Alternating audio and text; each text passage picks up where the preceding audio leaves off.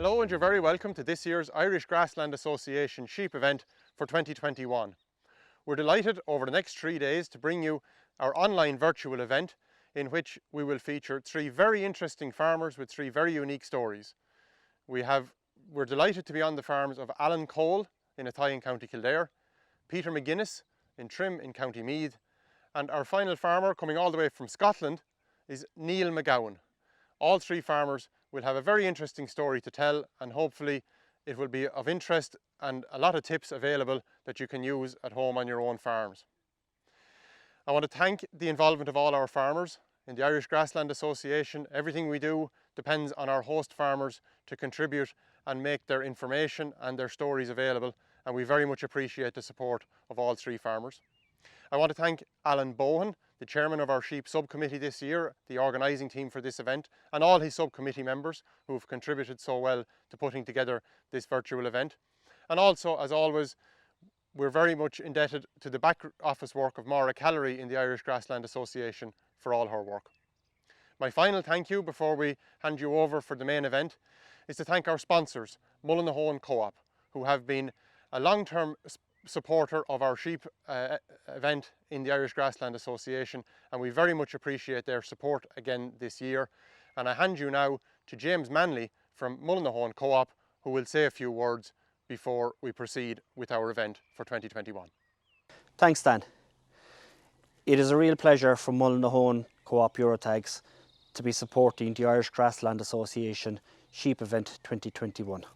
Farming sectors are an important part of our animal identification business at Mcgowan Eurotags.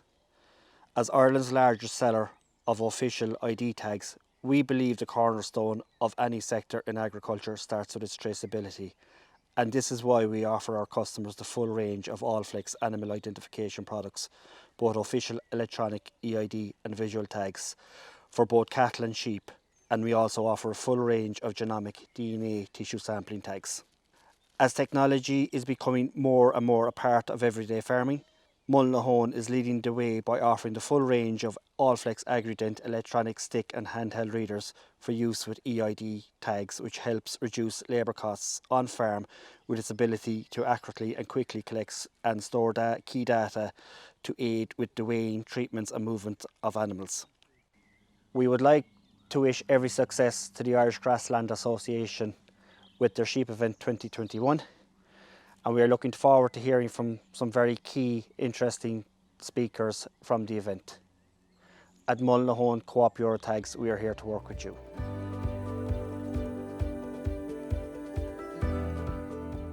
So Alan, thanks again for allowing the Irish Grassland Association to visit the farm today. So maybe you might give us a quick run through, give us an overview of the farm, Alan, enterprises, size of farm, what you do here. Right, so it's mainly sheep, and there's a small spring barley and enterprise as well. And this is my 2nd year contract rearing, so I'm contract rearing 60 calves, and then they stay for 2 years in the farm and then go back to the dairy farmer. We had to cut down sheep numbers a little bit this year, just with the contract rearing starting, so we're lambing 200 ewes this year. Scanning rate is 2 or 1.95 or something like that, so really good crop of lambs, and usually would be pretty good. They're clean cross ewes. Some Belclare blood in them, and it's mainly clean. So some of the ewes would go with the clean rams every autumn for my replacements. I keep all my own replacements, and then Charlies on the rest. And when do you lamb, Alan? Yeah, we're getting later every year actually. We've moved from early February, and I lambed the 20th of March this year was the first lamb on the ground. I was following grass growth really, and I was kind of the 1st of March last week in February kind of thing, and that was working. Calves this year and last year and heifers have kind of put a bit of a change on that. So the grass demand for yearling heifers was there early on, so I decided to push lambing a little bit, and workload really, with calves arriving in February. So 60 calves arrived in February, so just to take pressure off at lambing. They were settled by the time, they were all arriving in the farm and they were settled by the time we started lambing. So you have a very high demand in the spring there with a lot ewes with a lot of twins. Yeah, no, it is in fairness, yeah, there is a good bit, but they're good. The vast majority are going out with their own lambs. There's 35 on that were artificially reared this year. So yeah, no, they're pretty good. I would cull hard. Well, there's no exemption for anything that's running on 1 quarter. They're gone. I'd cull pretty hard on anything that's bad mothering, something that didn't do a good job on 2 lambs last year. Even if she feels okay, she gets a red mark as well. And lameness. It's 3 strikes and you're out with lameness. That's it. And that's keeping lameness under control. Yeah, pretty good. Now at the moment, just now, they need a foot bath, and they're all in tomorrow for the lamb's 2nd vaccine and foot bathing. So, but I have a batch foot bath on the farm which works really, really well. It went in 2 years ago. I was using the race with foot tubs in the race. They were walking through it. It was fine, but it wasn't doing the job, particularly with lambs. And in lamb ewes as well during the winter, it was a bit of a pain. So I put a batch foot bath in. And it's before the race, which is unusual. It fitted around the way my collecting yard was. They stand in it before they go through the foot race. So it's wellies all the time when you're doing anything with sheep, because you're waiting to get them into the foot bath or into the race. But yeah, it's working really, really well. And despite the fact we're down in South Kildare, which we known as very light soils, you have a mixture of soils on the farm, Alan. You've some light and some heavy soils. Yeah, no, I do, and I have a lovely mix, actually, to be honest. Down the bottom, down the far side of the forestry would be heavy enough ground. So those last few dry summers we've had in 18 and 19 and last year, or 18 and 20, really, really helped. That was the saving grace of the farm. And then where we are and across the swipe of land we are here does burn up. If we don't get rain for a few weeks in the summer, it grows very, very little. But it's great in the winter, and it's great for early grass, and it's great for late grazing in the back end as well. And you mentioned you have some forestry. How much of the farm is down to forestry, or how long is in forestry? The forestry's there 20 years. So there's a mix. It's mainly hardwood. There's some softwood put through it as well, but it's mainly ash and in it. So yeah, it's good. It's in the middle of the farm. Most of the paddocks back onto it. So it's used for shelter, and it's great in the spring. It's really, really good in the spring for letting ewes out. Most of the paddocks back onto it at this stage. It is in the middle of the farm, so yeah, it's good. It's good. And your lamb system, Alan, they're all sold finished off the farm, no store lambs? In general, they're sold to the factory. Yeah, in general, they're sold fat. Last year, I sold quite a few in the mart, but they were a very good trade. But in general, I finished them all. In general, I finished. And what about creep? Any creep go in at grass? No, there's no creep at all. Ewes are fed for 6 weeks before the lamb. They're fed for a couple of weeks after the lamb. And then that's it really, until whatever's left in the farm in September. And they would get creep then. In a usual year, that would be the way we would normally do it. If we're short grass, we'll go in with nuts. Simple as that. You have a very prolific flock. I think you said your lambs weaned or lambs scanned per ewe to the ram 1.95 and only 2% infertility. What do you put that down to, Alan? Good weather last autumn is some of it, definitely. Ewe condition is a big thing. Breed as well. I mean, I find the clins as well, and I said there is some Belclare blood in there as well. But yeah, looking after the ewes and body condition is a big thing. And it was dry here, well, like it was everywhere last spring. But the summer took up, and the autumn was really, really good. So the ewes were in very good condition going to the ram. This year is going to be a struggle. The ewes have worked hard this spring and this summer. They really have. Grass growth has been poor here. It really has. We're at half what we should be middle of May. So they've had to work hard. So once they're weaned and dry, ewes will be back up on as much good quality grass as they can eat from July all the way through to try and get some body condition back on them again, because just unless they're in good nick, they're not going to carry twins. And it's a short run from weaning until you're back into the breeding season again. So you like to put the condition back on early? Yeah, I do. Now, it is. I don't think there's any way around it. But I know people are going, you hold them and you flush them a month before, whatever. But if you've ewes under condition, that's just not going to work.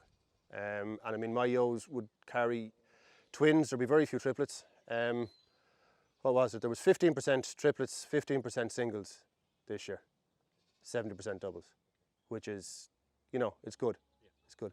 And it takes a good while to put that condition score back on the ewes. You know, they don't put it on overnight. It takes a bit of time. It does take time, and it also, if you've ewes on good grass for a month or 6 weeks and you still have some struggling, they're gone. You know, they're not, if good summer grass, no lamb on them, not in lamb, and they're still struggling to put condition on, they're not going to carry 2 lambs, and they're certainly not going to rear 2 lambs the following year. So they're culled as well. So it's another reason there. They've given a chance. If they're not responding, they're not going to put condition on in the autumn. No, and I mean it's hard to look at that at 2 or 3 weeks before mating in the autumn. So you try to do that in the summer if at all possible. And you talked a good bit about grass there, Alan. You're measuring grass and you're putting your measurements in on pasture base. How do you find that? Or yeah, really good. Really good. Took a little while to get in on it. But yeah, really helpful tool. Started off putting paddocks in, I suppose nearly 10 years ago at this stage. 9 years ago, I think I put the first lot of paddocks in. And that, just the difference in grass growth and the quality of grass, or quantity of grass, but particularly the quality of grass that you had once you had paddocks in. There was no topper on the farm. Hasn't been for, I don't know how long, 5-6 years since we topped anything. Paddocks are skipped, mowed, built up. You've aftergrass, or what lads would consider aftergrass, for the whole year if at all possible. It struggles, it gets stringy once you get to June time, where everything starts to head out a little bit, and it's a little bit harder to manage, but it's a lot easier to manage in paddocks than it is in big 20 or 30 acre blocks. Because all those individual decisions are small decisions once you're talking about small areas. So oh, it is, but it's 3 days. You skip it. Instead of them going onto that paddock for 3 days, you let them on, you mow it, and when it's silage, it's mowed, done, dusted, and you're more or less back in it. If you have a good growing time, you're back in it the next time. And you have all the grazing area paddocked out. How many paddocks have you, Alan? I've 20 paddocks at the moment. Right. So a little over a hectare then in size. Yeah, round that. Yeah. Not enough now. When you have the cattle back into it now, 20 with just sheep was perfect. Particularly when you were weaning ewes, lambs, two groups of lambs generally, and ewes clearing up. 20 was perfect, but with the heifers in the mix now, not enough probably. But you can subdivide those paddocks again. I do, yeah, and even particularly lambs, the ewe groups would usually take care of them when there were ewes and lambs, but at weaning time, then they're subdivided, yeah. And on your silage fields, then, when your silage comes back into the rotation, then you temporarily divide those. There's a semi-permanent fence in some of them, and then they'll be subdivided as is needed with lambs. And how do you manage water, Alan? Because you have the forestry is coming in between your grazing area split there. Have you a piped water supply, or? Yeah, we have a piped water supply on most of the farm. All the permanent grazing ground has a piped water supply. The silage ground doesn't, because it would have been ex-tillage fields. And tillage will probably be going over the next year or two. So there's no water in those fields either. So I use IBCs for the sheep, which works really well. And how do you move them around then there? Yeah, so I had some on trailers, and just an IBC in the back of a trailer, of an old trailer, and a tank attached to the front of it. So just move that up and down to the yard as you were filling it and back into the fields. I've one slightly different this year that I have on the front of the tractor that I can pick up and move. That seems to be working better. It's handier. So we'll see how that goes over the summer whenever I get silage out and I'm using it more. And does it take you long to measure grass? Is there much time involved? No, there's not. Depending on how, you can just spend a half a day on it if you really want. But I can walk the 20 paddocks in an hour. You get a route, you just do it. I bring it with me when I'm herding on a Saturday or Sunday is when I do it. But I mean, it doesn't make any difference to anybody when you do it. But a Saturday or Sunday is when I would usually do it, and I just bring the plate meter with me when I'm herding, and I just walk in a circle around the farm and start off, look at everything, and come back the other way.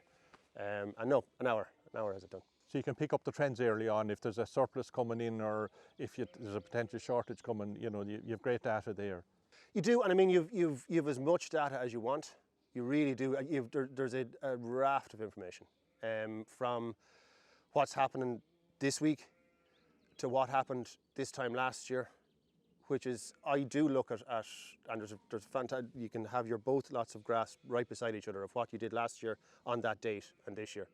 And it does, it kind of, it lets you know if maybe you're in a little bit of trouble, or if you're a little bit ahead, or sometimes you think you're doing fine and then you look at it and realize that you're way off your grass growth on last year, and it's time to maybe start doing something about it.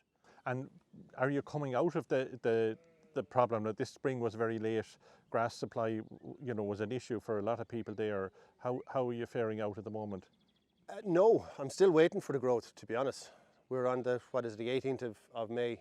I measured Sunday at 42 kilos. You'd be looking at 90 really normally. So we're less than half. And that was probably one of the better walks I did this year. So we're clinging on to 12 days ahead. But we're okay. We're okay, but that's all. And getting good clean outs. Yeah, look, that is the only thing. It was a dry spring. Clean outs were perfect. There was no real wet days where sheep were walking grass into the ground. Every bit that grew, they ate. So grass was really, really good quality. And paddocks are looking well. Yeah, they look like they've great potential if they get some heat there. Yeah, they really, a little bit of heat and they're ready to go. Okay. They really are. Okay. And Alan, obviously the big thing on a lot of sheep farms is to keep lambs thriving and keep lambs moving. How do you monitor that, or do you do much weighing of lambs along the grazing season? Yeah, no, lambs are weighed every time they're in. There are some lambs tagged when they're born. I picked a day this year. I tagged all my lambs to one day this year. I tagged 24, 25 lambs that were born on the 30th of March. Because I was halfway through lambing that day, and anything that was born, I tagged and weighed. They'll be monitored, and they're used as a benchmark for the whole flock. And then once they're in, once they start to get a little bit bigger, they would be weighed very, very regularly, every couple of weeks. Okay. So you have a batch of 25 or 30 tagged, and whenever they're in, they're the test bunch, they're the litmus test for you weigh those. You don't have to weigh everything. You're getting a good read of what's going on. Yeah, no, they are, and they're a good spread. They're singles and doubles. They're halfway through my lambing season, so they're pretty much bang in the middle of what lambs we're doing. I wasn't picking out which. Some years you tend to pick the good ones when you're walking by a pen during lambing time and put a tag in there. It was every lamb born on the 30th of March got a tag. That was it. So it'll hopefully give a very fair reflection of what way we're doing. So every 3 weeks then you have a weight gain for those lambs, so many grams per day. Yeah. And that's shared with your discussion group then. Everyone in the discussion group has the same. They have 30 lambs tagged, so they're all fed into the facilitator. So you're getting great information there. We are, and it's not only individual information on your farm. When you're talking to other farmers about it, if everybody else is doing 300 and you're doing 150, there's something wrong. It's not the year or the weather, or there's something up. And whether it can be something very simple, like last year there was lameness in one particular flock that we were with. There was orf, I know with me, hit me badly for a couple of weeks when I got it. The lamb, the tribe really, I didn't think they had bad orf, but the tribe really dropped off for a couple of weeks, and there was lambs with orf in the flock. So yeah, it's helpful. It's very helpful. And are you finding that you can from the point of view of if something goes wrong, you can pick it up very quickly? It's only happening for maybe 10 days or a fortnight. You're picking up a drop in growth rate, as opposed to looking back in October and saying, well, lambs didn't thrive, but when did this not thrive, or what caused it? So you're right beside the event. No, it is, and it's immediate. It's as immediate as you're going to get with stock that age. Sometimes it can be worms, which is a great help if there's a heavy worm burden coming into the flock. So it kind of would be one of the first things I would do if weight gain had dropped off, would be fecal egg sample, get the sample off to the lab, and rule kind of nearly number one out. Or in, whichever it's going to be. But that event, you have that 30 lambs coming in. That's the weight gain on those, and what it was 3 weeks ago. It's not. You're not mixing the group, so you're getting a consistent measure with the same lambs as you go through. It's the same lamb, and I mean it is. You would rarely. I just used small little tags. temporary tags, and I mean you'd rarely lose a tag with them, and that it's pretty obvious what lambs are which.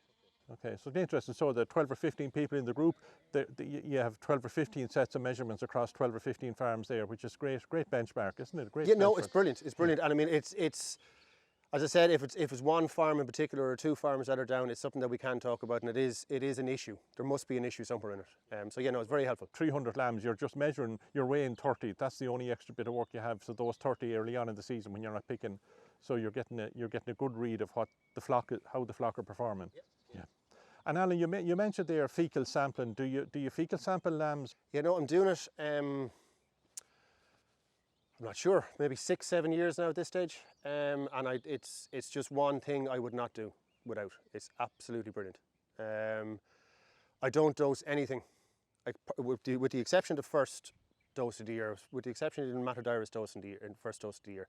I don't dose any lambs in the farm without fecal egg sampling. And can you give us we'll say the routine, because a lot of farmers might not be doing that. What's involved? Is there a lot of time? Is it a lot of hassle?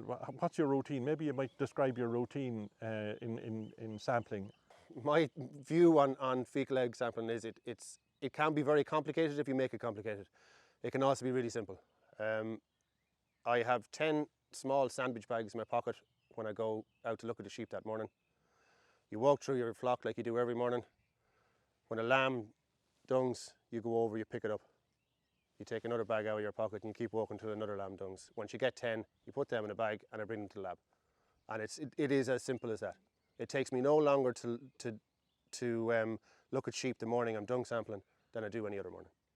It's really, really simple. So you have your 10 bags there then, so you go off to you have a lab reasonably close by, what, a half an hour drive away? Yeah, that's all. Yeah. Okay, and if you take them, we'll say, how quick do you get the results back then? I mean, timeliness is obviously critical there, so you don't have to bring in the lambs and wait for the result. You take the sample out in the field, you're not disturbing the sheep, they're not brought in. No, there's no bringing in, or there's no dung sampling the same lambs or anything like that. It's random. Lambs, though, is the important bit. It's not yo, so you have to watch and let them dung in front of you, so you're watching them doing it. That it's not, you're not just walking around picking up dung, because that could be yos. That's going to give you a completely inaccurate sample. So if you take samples, then how quickly do you get a result back after you sample?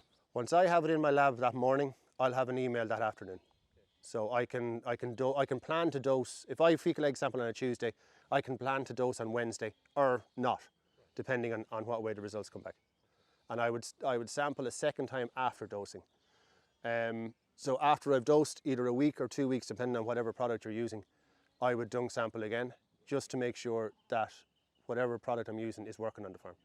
Last year there was a really dramatic increase in worms on the farm once it rained. After that really prolonged dry spell, I'd be looking at egg counts in the hundreds, and we had egg counts here of 12 and 1300.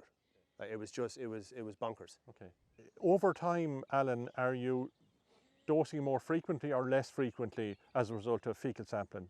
No, way less. It was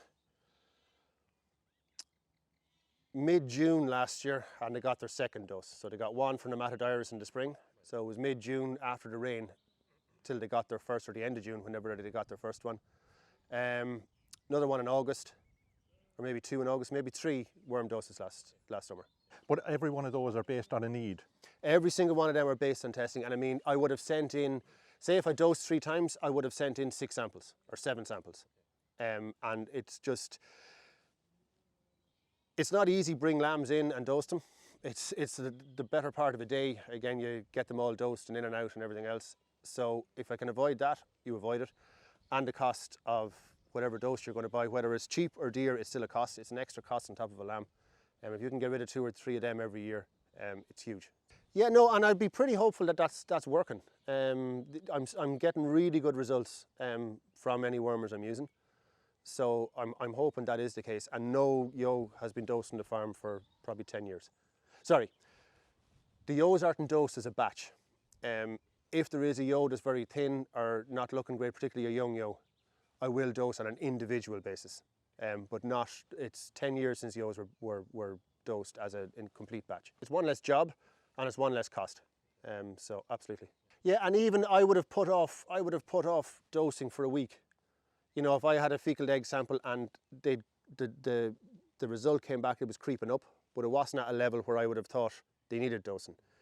You could put it off for a week or 10 days or whatever. So yeah, it's a fantastic tool to have, and you're not dosing blind. You're not trying to guess what's wrong with your stock. It's a really, really good tool. And you've a very simple routine worked out there, and samples away and back the following day. And even if you had to post them, that you probably would get results the same day, but if you were to post them away, you're probably getting results the following day. So there's no major delay. No, there isn't. And I mean, labs are really, really good. You know, they really are. Well, look at and that's great. Like I suppose the great thing about it is you're using a lot of data on the farm to manage the farm. You have your grass measurements put into pasture base. You're tagging and weighing 30 lambs there, a reference number of lambs, and fecal sampling. So you're gathering a lot of data on the farm to help you make decisions on a daily basis. We all, as stock people, have an idea of what's wrong with our stock, or you know, our husbandry of our stock is good, but you can't beat getting something in black and white to either confirm or deny what you think it is. So yeah, as much any information is good.